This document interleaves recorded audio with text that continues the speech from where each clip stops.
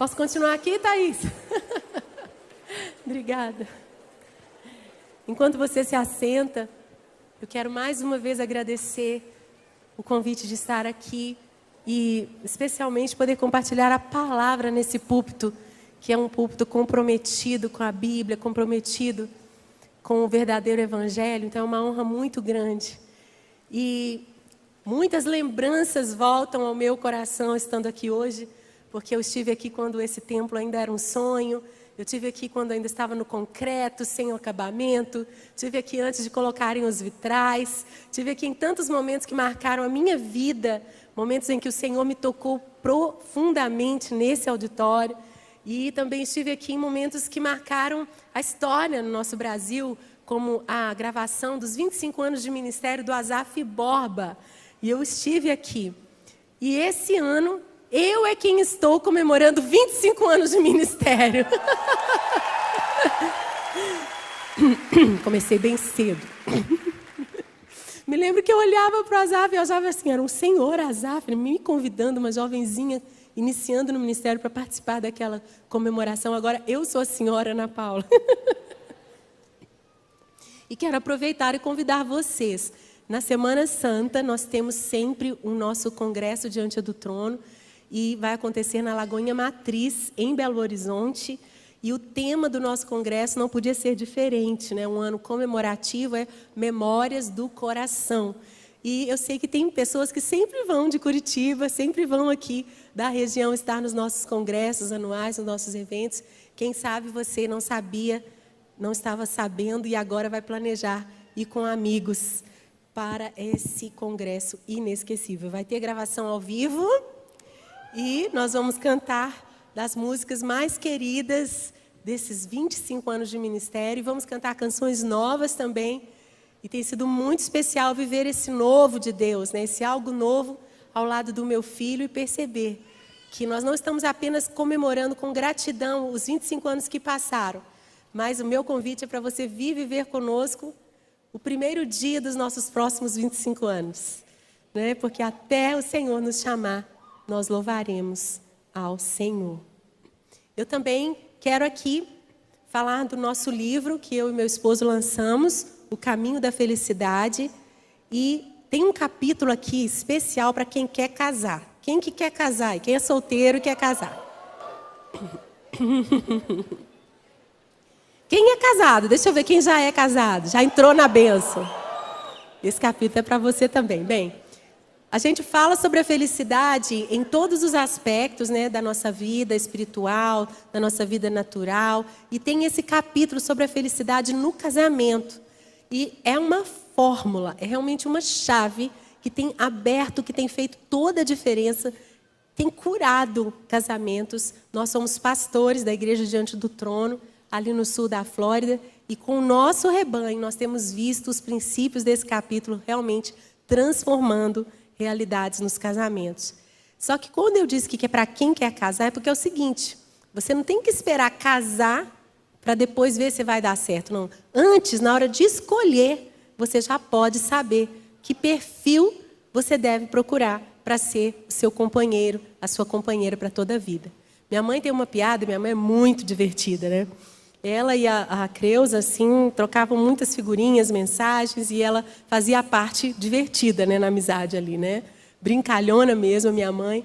E ela contava que uma filha chegou para a mãe dizendo, mãe, estou apaixonada, ele é maravilhoso, ele é isso, ele é lindo, ele é perfeito. A mãe falava, ô filha, abre o olho, abre o olho. Vira para alguém solteiro que está aí perto de você e fala, abre o olho. A menina casou e logo teve um desentendimento, voltou lá na mãe, né? Mãe, ele isso, ele aquilo outro. Aí a mãe virou para a filha, fecha o olho. Então vira para alguém casado aí perto de você e diga, fecha o olho, fecha o olho. Então, o momento de você conhecer qual o perfil de pessoa para você começar um namoro, pensar num casamento, é agora, enquanto você ainda está com os olhos bem abertos, né? Para você poder encontrar essa pessoa que vai ser esse encaixe perfeito. depois que a gente já está casado, a gente tem que aprender a se adaptar ao que o nosso cônjuge é. Então, esse capítulo realmente é imperdível. Nós temos os livros lá fora. Muito obrigada também por essa oportunidade de trazer esse material tão poderoso e eficaz. Eu queria mostrar aqui, vocês já viram o meu esposo na capa do livro comigo, mas a minha família, somos eu, o Gustavo, o Isaac e o Benjamin. Você pode nos seguir nas redes sociais. E como vocês viram, o Isaac já está aí na música, o Benjamin já é o xeroquinho do pai mesmo, um filósofozinho lá em casa. O Gustavo está começando o doutorado dele essa semana e é um pastor realmente tão precioso que eu canto o que ele ensina para o meu coração. Nós temos a Missão DT, que é um projeto que está na Índia há mais de 25 anos. Nós já resgatamos 500 e mais meninas do tráfico humano naquele país. Temos cooperativas, temos igrejas, temos um trabalho missionário muito lindo. Ali está a Dani, com a sua família, no meio de um campo não alcançado. E você pode ser um parceiro da Missão DT. Você pode acessar o nosso site para saber para qual projeto você quer doar. Já estivemos também como família em Angola. São mais de 20 igrejas diante do trono lá em Angola. Ali nós estávamos no meio das construções das casas que antes eram de latão. E por meio de uma tecnologia sertaneja, nós compramos as máquinas que fabricam os tijolos e estamos transformando uma comunidade inteira como um protótipo sustentável, autossustentável, que pode transformar toda a África. Então você vai amar conhecer a Missão DT. E estamos também no sertão nordestino. E no sertão, nossos filhos também amaram participar dos nossos impactos. A gente leva equipes, a gente leva turmas. Quem sabe você ainda vai com a gente para o nosso Nordeste tão querido. Bem, eu tive o privilégio de ser convidada para compartilhar a palavra. E o tema, algo novo, vou fazer algo que não é tão novo. Vou pôr a garrafinha no copo e vou entregar essa água para alguém, porque se a Creuza estivesse aqui, ela ia mandar uma mensagem que não está bonita essa garrafa plástica. E eu estou autorizada a fazer o mesmo na minha igreja, depois que eu fiquei sabendo dessa história. Bem, falar sobre algo novo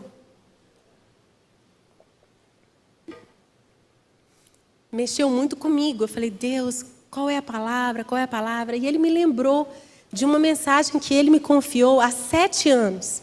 Há 7 anos atrás foi quando eu estudei essa palavra e recebi essa palavra e compartilhei essa palavra. E eu achei tão interessante, porque 7 anos é um número tão simbólico, né, na Bíblia. Nós temos tantas passagens, os 7 anos lá dos ciclos no Egito, né? 7 anos de fartura, 7 anos de escassez. São santos números 7 nas nossas vidas também. Para os judeus, né, muitas pessoas estão estudando os ciclos do Shemitah, que falam dos tempos de descanso. Nós sabemos os ciclos de 7, que são os 49, entram no jubileu. Então, eu creio assim que ter lembrado dessa palavra realmente foi algo do Senhor, porque ela estava guardada em alguma gavetinha que eu não me lembrava. E eu quero dizer para vocês que quando o Senhor me deu essa palavra, eu estava entrando num algo novo. Eu estava entrando num algo novo, porque faz exatamente 7 anos, vai fazer 7 anos e meio em agosto, que nós nos mudamos do Brasil, que nós imigramos. E quando nós imigramos, esse processo para ouvir Deus claramente, para entender que era a vontade de Deus, que não era uma loucura da nossa cabeça, né? Desconstruir toda uma vida. Eu tinha já, né, quase 40 anos de vida no Brasil, ministério estabelecido, meu esposo, né, braço direito do meu pai, numa igreja renomada, numa igreja séria, maravilhosa. Então nós tínhamos assim tanto o que abrir mão, que foi uma decisão muito difícil, que requereu mesmo coragem. E eu falei, Deus, o Senhor quer que eu compartilhe essa palavra? E eu não sei qual é o tempo que você está vivendo hoje, ou qual foi o ciclo de 7 anos até aqui que você viveu, mas eu quero dizer para você, de alguém que já chegou nos outros 7, de alguém que já atravessou para o novo, que o fim de um tempo não é o seu fim. Será que você pode dizer para alguém aí do seu lado? O fim de um tempo não é o seu fim. Nós lemos lá em João, no capítulo 19, se você abre na sua Bíblia ou se você acompanha aqui na tela, quando Jesus estava naquele momento mais doído, mais difícil, na crucificação. Ele estava vivendo o fim de um tempo. O fim, inclusive, o cumprimento de uma missão. Mas ainda assim, aquele, nós sabemos, parecia que era, mas não era o fim. Nós lemos a partir do verso 28, diz assim: mais tarde, sabendo então que tudo estava o quê? Concluído. Aquele tempo estava fechado. Sabendo que tudo estava concluído, para que a Escritura se cumprisse, Jesus disse: tenho sede. 29. Estava ali uma vasilha cheia de quê? Vocês estão aqui comigo? Vinagre. Então embeberam uma esponja nela, colocaram a esponja na ponta de um caniço de sopo e a ergueram até os lábios de Jesus. Tendo provado, Jesus disse: está consumado. Está pago. Tetelestai. Tem música para tudo, né? Tetelestai, está consumado. Tetelestai, o preço foi pago. Com isso, curvou a cabeça e entregou o Espírito. Vamos continuar aqui. Era o dia da preparação. E o dia seguinte seria um sábado, especialmente sagrado. Como não queriam que os corpos permanecessem na cruz durante o sábado, os judeus pediram a Pilatos que mandasse quebrar as pernas dos crucificados e retirar os corpos. Vieram então os soldados, quebraram as pernas do primeiro homem que fora crucificado com Jesus e em seguida as do outro. Vieram então os soldados e quando chegaram a Jesus, constatando que já estava morto, não lhe quebraram as pernas. É muito interessante isso porque Jesus, quando ele percebeu que havia consumado, que havia chegado ao fim da sua missão, ele entregou o Espírito. E diferente dos demais que precisaram ter as pernas quebradas, ele mesmo se rendeu. Ele mesmo suspirou seu último fôlego de vida.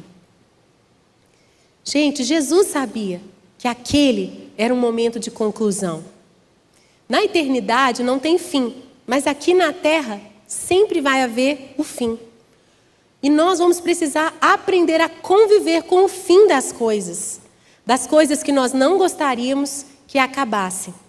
Chegar ao fim de um tempo causa uma sensação ruim, uma sensação até assim de amargo. Porque qual foi a bebida que deram para Jesus ali? Vinagre. Alguém aqui já bebeu vinagre? Se você não bebeu vinagre, ó, tá aí uma lição para casa. Em chegar em casa, mãe, deixa eu tomar uma colherzinha de vinagre. E você vai entender qual é o sabor do fim. O sabor do fim das coisas. Ele é amargo, ele é difícil. Mas em Deus, como nós já sabemos, né? Olha a outra música. Eu já sei o fim da história. Como nós já sabemos o fim da história, nós sabemos que aquele fim não era um fim. Em Deus, quando um fim chega, é porque algo novo e melhor está para começar, concordam? Quando Jesus declarou está consumado, o quadro, aquela cena não era boa. O sentimento era ruim, o sabor era amargo, era na verdade o maior sofrimento que alguém poderia experimentar. Porque a Bíblia diz que ele levou sobre si os nossos pecados, e não apenas os nossos, mas os pecados do mundo inteiro. Até mesmo para os discípulos foi um momento de muita angústia. Não era aquele o fim que eles esperavam.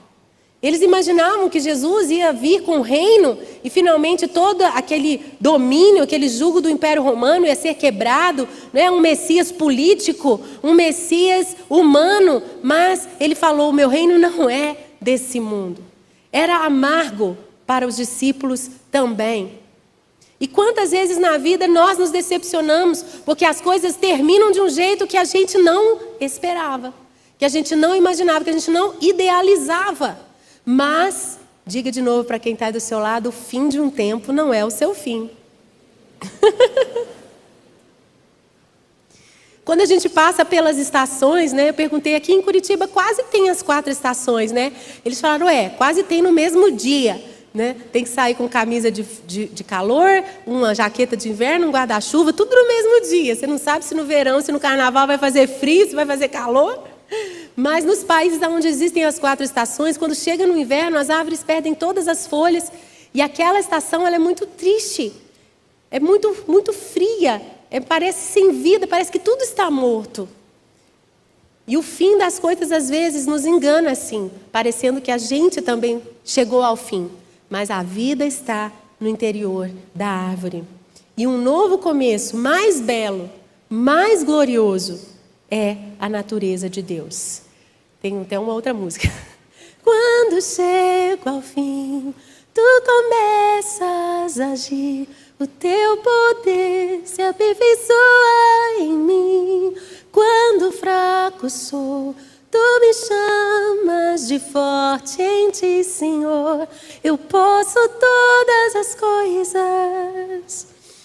E você já fica curioso aí para conhecer as músicas da tia Ana, né? Tanta música em 25 anos que você não conhece.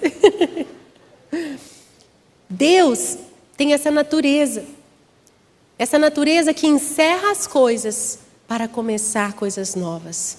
E isso muitas vezes vai contra a nossa vontade humana. Nós queríamos que tudo permanecesse de uma certa forma, mas Deus, Ele é sempre o alfa e o ômega. É o que está escrito em Apocalipse 22:13. Nesse último capítulo da Bíblia, Ele se apresenta, Ele diz: eu sou o alfa e o ômega, o primeiro e o último, o princípio e o fim. Essa é a natureza de Deus. E em Gênesis 1, Ele é o princípio de todas as coisas. E agora, em Apocalipse 22, Ele é o fim de toda a história. Ele é o alfa e o ômega. E na minha vida, na minha jornada aí, que eu já percorri, eu percebi que Deus, Ele também é o alfa e o ômega. Ele é o alfa e então o ômega. Ele é o alfa novamente, e então o ômega novamente. Então o alfa, e então Ele é o ômega. E então o alfa, e então o ômega. E o alfa e o ômega, e Ele é eternamente o alfa e o ômega. Essa é a própria natureza de Deus e nós precisamos nos acostumar com isso. E não estranhar mais quando ciclos se encerram e novos ciclos se abrem pela parte do próprio Deus em nossas vidas. Até o nosso dia tem 24 horas. O meu pai, o pastor Márcio Valadão, ele costuma dizer, né? Deus não deixou o dia ter mais horas, senão a gente ia trabalhar mais horas. Ele fez com que o dia tivesse 24 horas para que todo amanhecer fosse uma oportunidade de recomeçar. Todo dia termina. Ali em Gênesis 1 mesmo está escrito: houve tarde e manhã, o 5º dia. Todo dia chega ao fim para que comece um novo dia. Se você olhar na Bíblia, a natureza de Deus, esse caráter dele de encerrar e começar coisas novas, está em toda parte. Você se lembra da segunda chance que o próprio Deus trouxe para a humanidade? Deus trouxe a segunda chance para a humanidade em Jesus, que é o segundo Adão. E o segundo Adão é melhor do que o primeiro. Não é mesmo? A segunda aliança é melhor do que a primeira. A segunda aliança é o que a gente chama de Novo Testamento, né? É a melhor aliança. O segundo vinho é melhor do que o primeiro. A glória da segunda casa é o quê? Maior do que a da primeira. Esse é o padrão de Deus, fazer algo novo e sempre melhor. Por isso, quando você se sentir que está chegando no fim de algum primeiro, entenda, é difícil, mas para vir o novo, para vir o segundo, o primeiro, o velho, tem que passar. Quando Jesus declarou o tetelestai naquele texto, nós vemos em outros evangelhos, como em Mateus 27:50, ele gritou, não é? Depois de ter bradado em alta voz, e nós entendemos pelo outro texto que lemos que ele gritou: está consumado, né? Ele gritou: está pago, está concluído, fechou esse tempo, acabou. O véu se rasgou. Uau! Muito forte, né? É muito forte porque esse texto de Mateus 27 diz que o véu se rasgou, um terremoto abalou a terra, Muitos santos que estavam já enterrados, né, saíram vivos, ressuscitados dos seus túmulos, apareceram a muitos ali em Jerusalém. Foi assim, né, fico confundindo as línguas aqui na minha cabeça, né? Um turmoil muito grande, né? Abalou o céu e a terra. Mas imaginem comigo os sacerdotes, nos seus turnos, que estavam ali no templo em Jerusalém, cuidando, né? Hoje, quando eu entrei aqui, né, peguei nessas madeiras tão lindas, tão finas, esse artesanato, gente, essa obra-prima, essa obra de arte que é esse auditório, né? Um santuário ao nosso Deus, uma casa consagrada ao nosso Deus. E ano após ano, quando eu venho aqui, tem sempre obras acontecendo e o jardim está impecável e está tudo tão lindo, tudo sempre tão maravilhoso. Não é? Eu conheci alguns irmãos desses artistas que cuidam dessa casa. Eu falo, se eles fossem nos tempos bíblicos, os nomes deles iam estar lá, na lista dos artistas, né, que fizeram o tabernáculo e o templo. Então imagine aqueles sacerdotes, aqueles levitas que cuidavam do templo. Eu tenho certeza que aquela cortina do templo, daquele véu, gente, era uma cortina muito bem cuidada, né? Uma cortina grossa, uma cortina muito boa, uma cortina... Imagina, eles faziam todos aqueles rituais, eles faziam ser questão de que aquela casa ficasse linda, ficasse perfeita, tudo feito conforme a lei, tudo que eles sabiam fazer para fazer o melhor para Deus. E de repente, sem que eles saibam o que estava acontecendo lá no Gólgota, aquele véu, aquela cortina rasga de alto a baixo. Como você acha que ficou o coração daqueles homens tão zelosos por aquele templo? Aquela cortina que separava o lugar santíssimo, onde apenas uma vez por ano o sumo sacerdote entrava. Mas nós entendemos que aquilo foi um ato simbólico, dizendo o quê? Que agora todos nós temos livre acesso por meio de Jesus. É um privilégio muito maior do que a nossa condição ocidental, de tantos mil anos depois, consegue entender, né?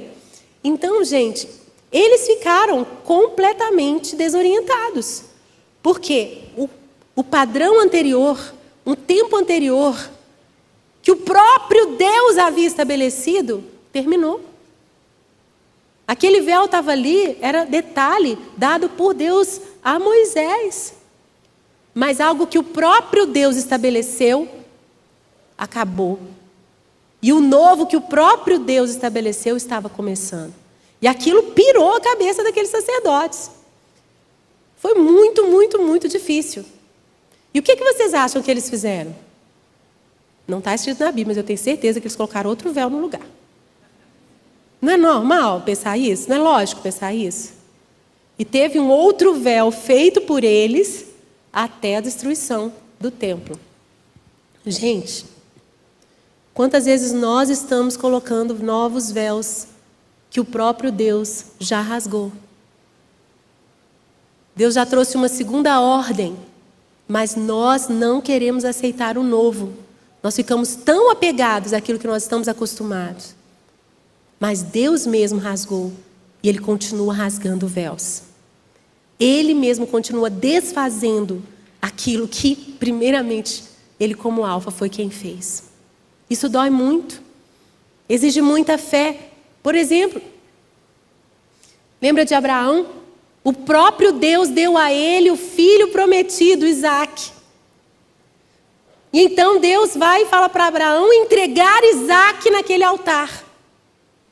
E quando Abraão levanta aquele cutelo, quando ele vai matar em sacrifício Isaque, ele ouve novamente a voz de Deus dizendo, não faça isso. E Deus proveu o cordeiro. Qual é o ponto aqui? O caráter de Deus, Ele está sempre falando, sempre se revelando. E você e eu, nós precisamos estar prontos para ouvir qual é o comando de Deus para mim agora. Se Abraão não tivesse ouvido aquele segundo comando de Deus, uma tragédia teria acontecido. Nós precisamos abraçar o que Deus está falando agora. Precisamos ouvir Deus continuamente. Se Ele mudar a direção, se Ele trouxer uma segunda ordem, eu gosto muito de uma amiga minha que diz, olha, eu ainda estou na primeira ordem. Até segunda ordem estou do mesmo jeitinho que o Senhor falou. Até que Ele não traga uma segunda ordem, não se mova. Mas quando Ele trouxer, não fique parado no fim do tempo. Porque parar no fim de um tempo é terrível. Você já foi num shopping center? Meu pai costuma contar com muito orgulho que ele teve a primeira loja no primeiro mall, no primeiro shopping center de Belo Horizonte que tinha escada rolante. Né? E hoje já não é novidade, mas você já foi num shopping center que as pessoas ficam só brincando de subir e descer? Né? Criança, então, né? Adolescente, deve ter gente ainda fazendo isso aqui, né? Brincando de subir e descer a escada rolante. Mas imagine, vocês já devem ter visto, nem precisa imaginar, você pode, lembre-se daquele vídeo, daquele meme, né? Daquela senhora que tinha dificuldade de andar e que para no fim da escada rolante. Ela para, ela não continua. E quando ela para ali, o que acontece? Ela cai, ela se machuca e todo mundo que está atrás dela cai, embola todo mundo, se machuca feio. Se a gente para no fim, se a gente não avança para o novo, a gente se machuca feio, a gente machuca as outras pessoas que nos seguem. Se a gente chegar na escada rolante e quando chegar no último ponto, a gente não seguir em frente, tá ruim. Nós precisamos seguir a escada rolante de Deus e quando ela chegar ao fim, nós precisamos avançar para o novo. Senão vai ser muito prejudicial para nós e para muitas pessoas que vêm atrás de nós. O sabor do vinagre é amargo, é o fim. Mas ele não vai ficar para sempre na boca. Sabe? Tem muita gente que quer chegar no novo sem morrer para o velho. Quer passar pela ressurreição sem passar pela morte. Quer ficar com gosto bom na boca sem primeiro ter tomado vinagre. Abrace essa dor. Tem outra música, né? Eu me rendo ao processo, abraço a dor. Tudo fazes lindo em teu tempo, ó Senhor. Então toma esse vinagre, né? Chegue do outro lado, enfrente esse processo amargo, doloroso. Passe pela morte para chegar à ressurreição, porque essa é a verdade do que Jesus mesmo fez. Deixa eu achar o texto aqui. Nós lemos que Jesus, lá em Hebreus, está escrito que ele suportou a cruz, por quê? Por causa da alegria que lhe fora proposta. Não é isso? Jesus, ele tomou, aceitou, abraçou aquela dor, porque do outro lado havia uma promessa de alegria. Acredite, mesmo que agora, findar esse ciclo, deixar algo com que você estava tão acostumado, ou um ideal, ou o fim que você imaginava não aconteceu, isso está sendo muito dolorido para você. Acredite, se Deus está com você, o que está por vir tem gosto bom para sua boca. Tem sabor de mel. Não, essa não é minha, não. Gente, eu acredito que muitos de vocês vão se lembrar dessa palavra pelo Espírito em outros momentos de suas vidas. Talvez você esteja só começando a sua vida, você é um jovem nessa conferência. Ou talvez você seja um adulto mais experimentado e o Senhor está falando com você agora mesmo.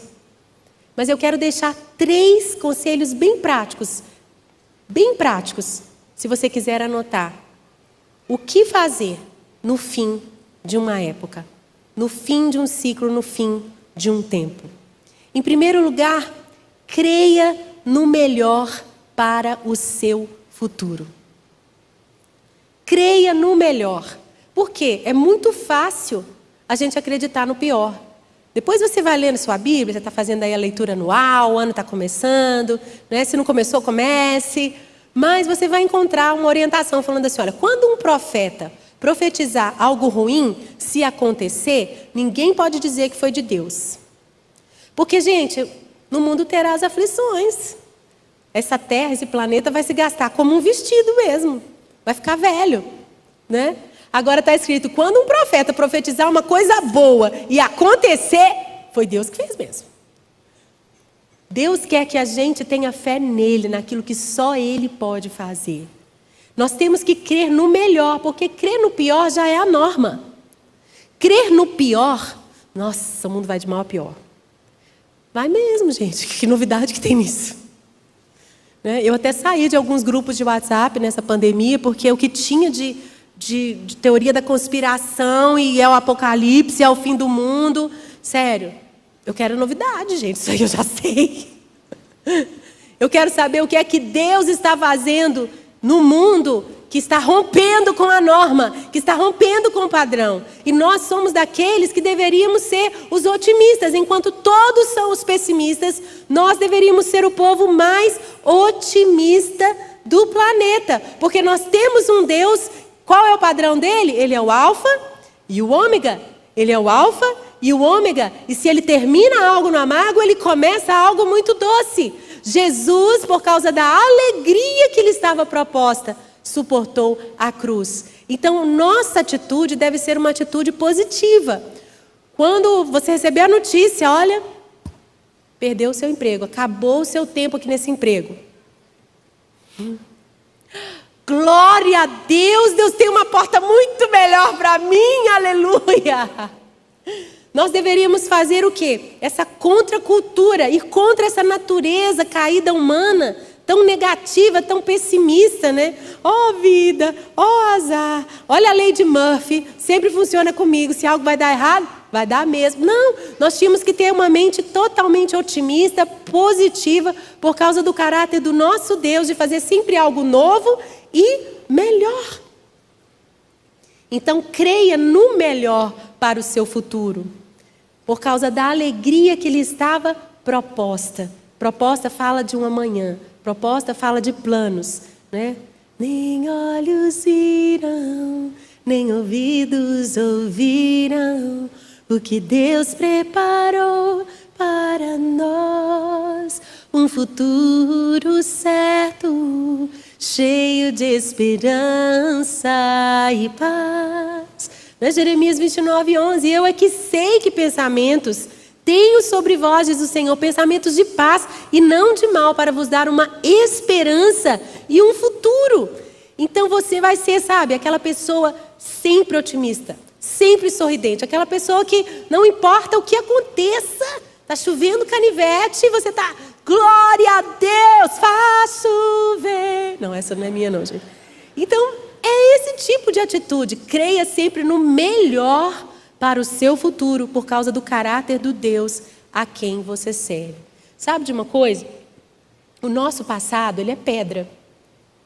O nosso passado é pedra. Talvez você tenha tido uma história familiar de origem muito difícil. Ou talvez você tenha experimentado coisas muito boas, sei lá, sua família faliu e vocês tinham muito e de repente vocês não têm mais nada. Não sei se é uma história passada boa ou ruim, mas ele é pedra. O passado é pedra, não tem como mudar. Mas o seu futuro é barro nas mãos de Deus.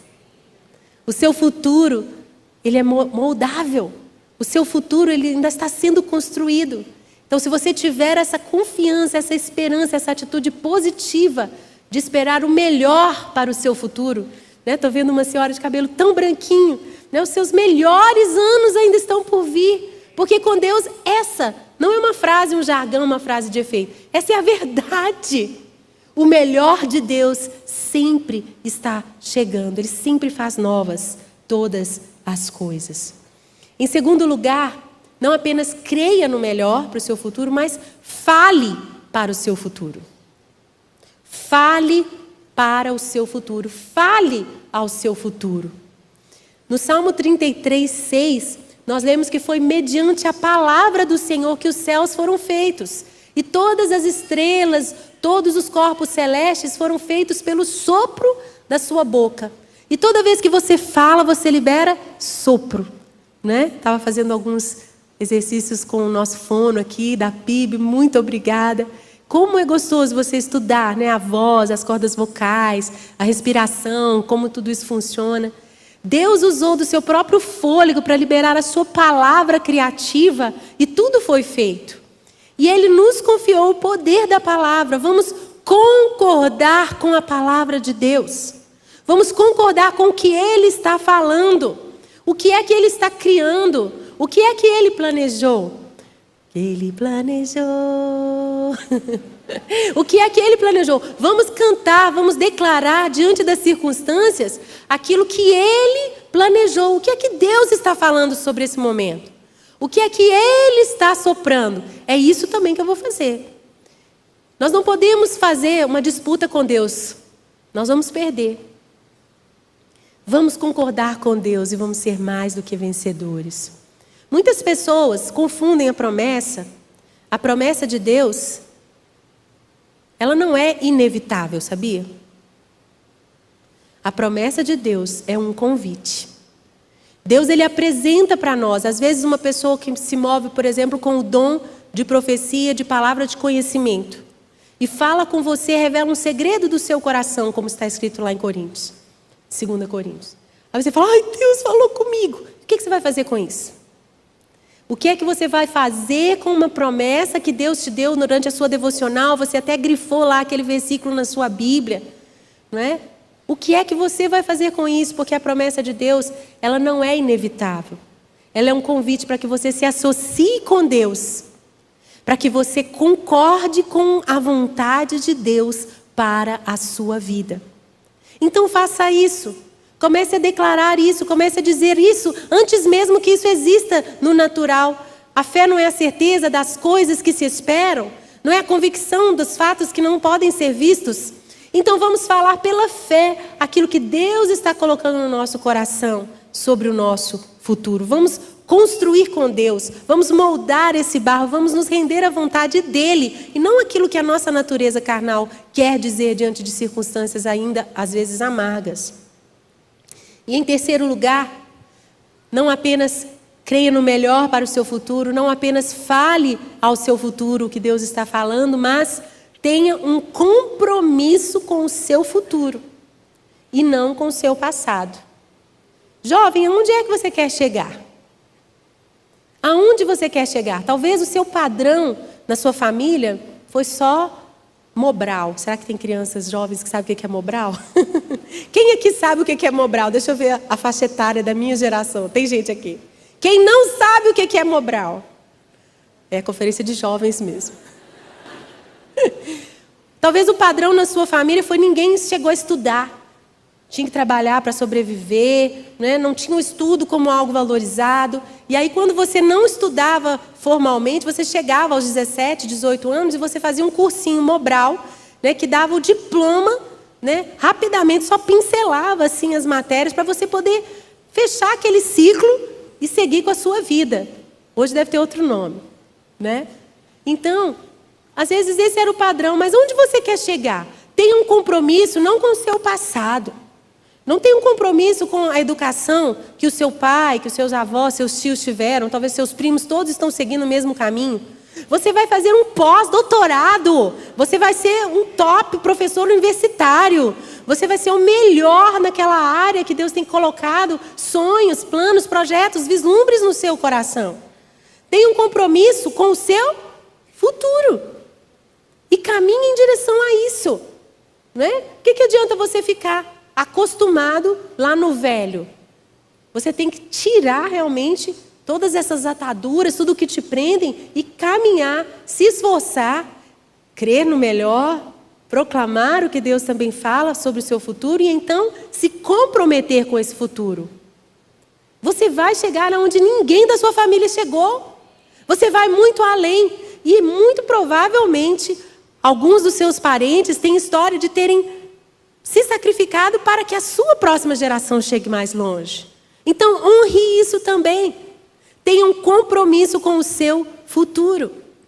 E às vezes, quando Deus encerra um tempo, encerra um ciclo, é tão difícil a gente se comprometer com o futuro e não ficar preso, honrando o passado.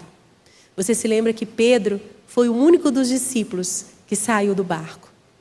A gente costuma falar, poxa, mas Pedro, né? Eu gostei tanto de ver ali Jesus andando sobre as águas nesse vitral maravilhoso. Lá na minha casa eu tenho um quadro que eu encomendei, né, de uma artista plástica cristã, que tem tanto a cena de Jesus andando sobre as águas, mas tem um outro quadro de Jesus tirando Pedro afundado das águas. Por quê? A gente costuma sempre lembrar, poxa, Pedro afundou, mas ele foi o único que se arriscou. Porque ele sabia que mais seguro era investir no futuro, ir para onde Jesus estava, do que ficar num barco em que Jesus não estava.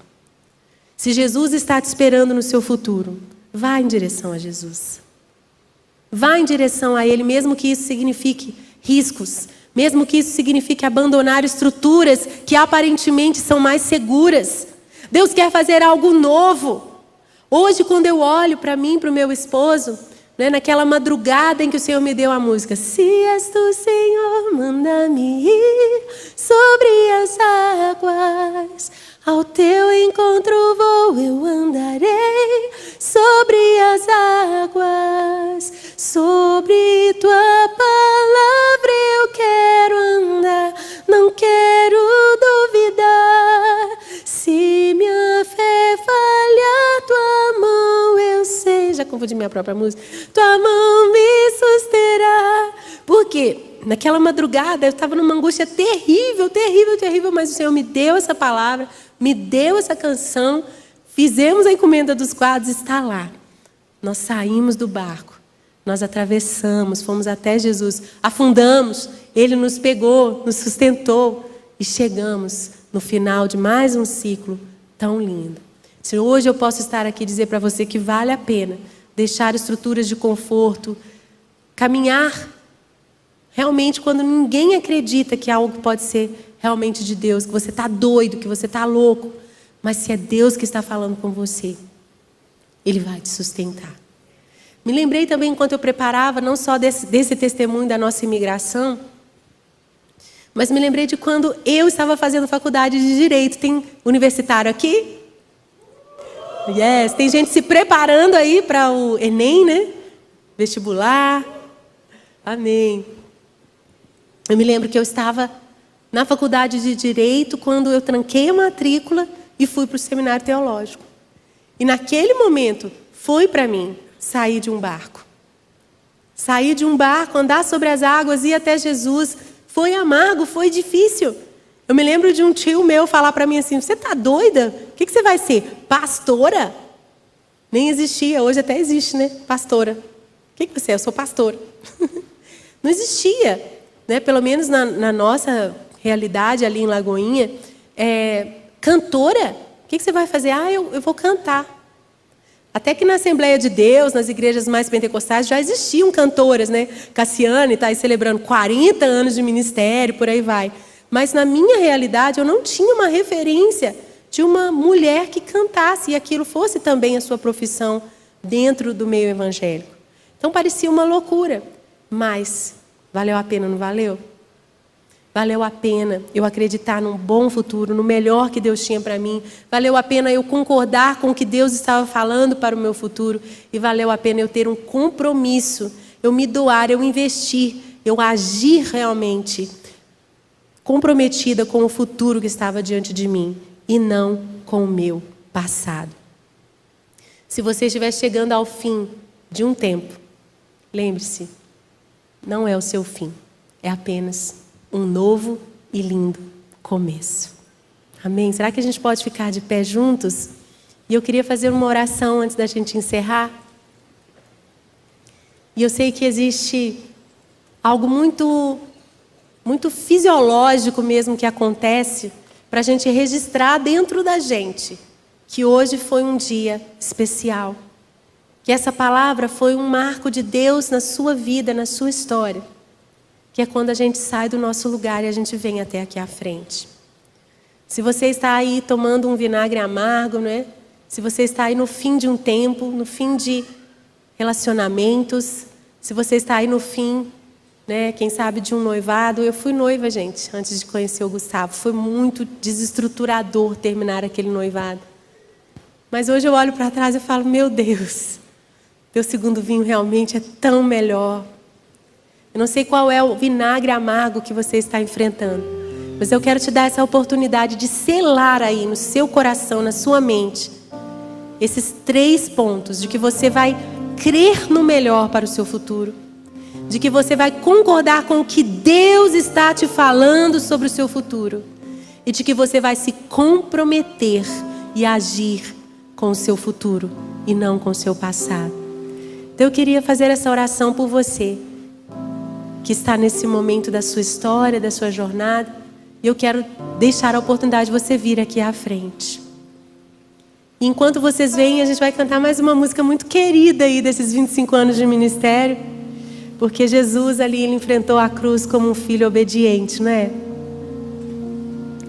Dá-me um coração igual ao teu, meu mestre. Dá-me um coração igual ao teu, coração disposto a obedecer, cumprir todo o teu querer. Dá-me um coração igual ao teu. Quero obedecer, Senhor. Dá-me um coração igual ao teu, meu mestre. Dá-me um coração igual ao teu, coração disposto a obedecer, cumprir todo o teu querer, seja o que for, Senhor. Dá-me um coração igual ao teu. Mais uma vez, cante assim. Dá-me um coração igual ao teu, mestre. Dá-me um coração igual ao teu, coração disposto a obedecer, cumprir todo o teu querer. Dá-me um coração igual ao teu. Coloque a mão no seu coração. Pai, o Senhor que conhece, que pelo teu Espírito sonda no mais profundo cada um aqui. Aqueles processos difíceis de abraçar, Senhor. Aqueles momentos difíceis de nos render e como Jesus entregar, render o Espírito, Pai.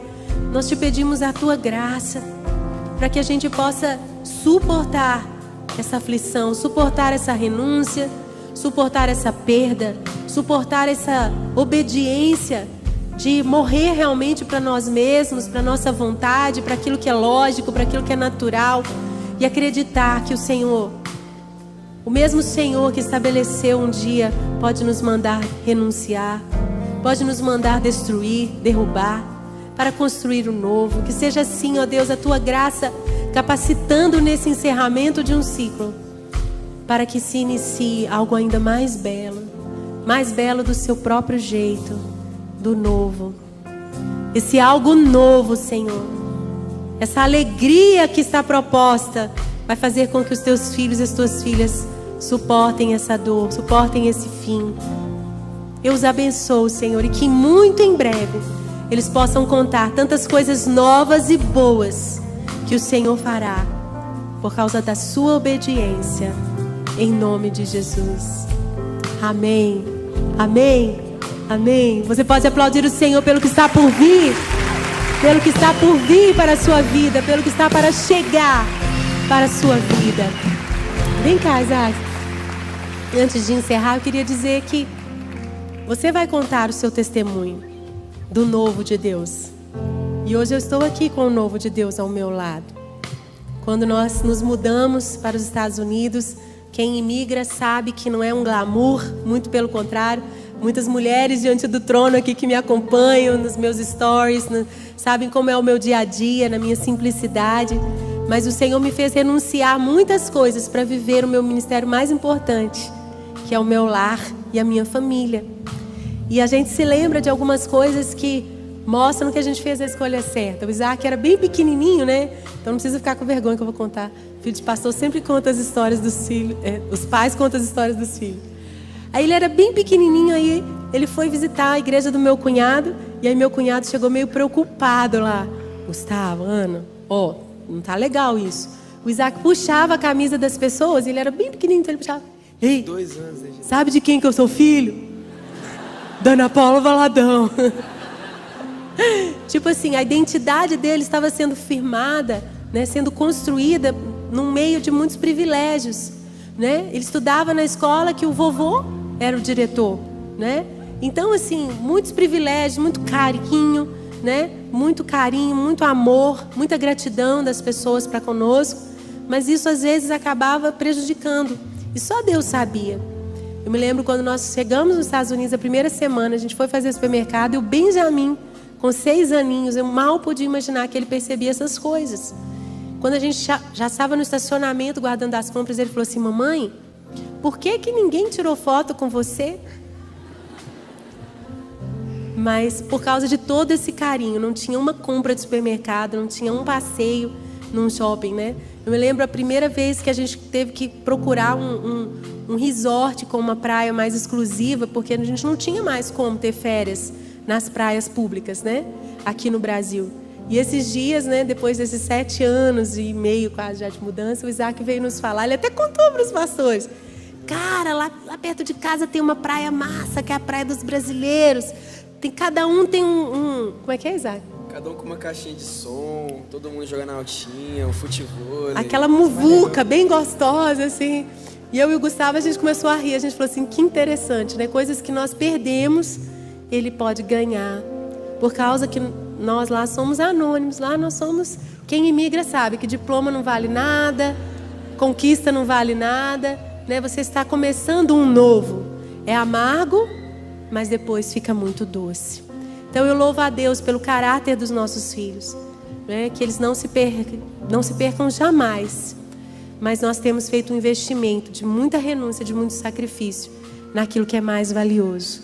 E daqui a pouco tempo você vai procurar pessoas, quem sabe até para mim você vai escrever nas redes sociais e contar que o fim desse tempo não foi o seu fim, mas foi o nascimento de algo muito melhor.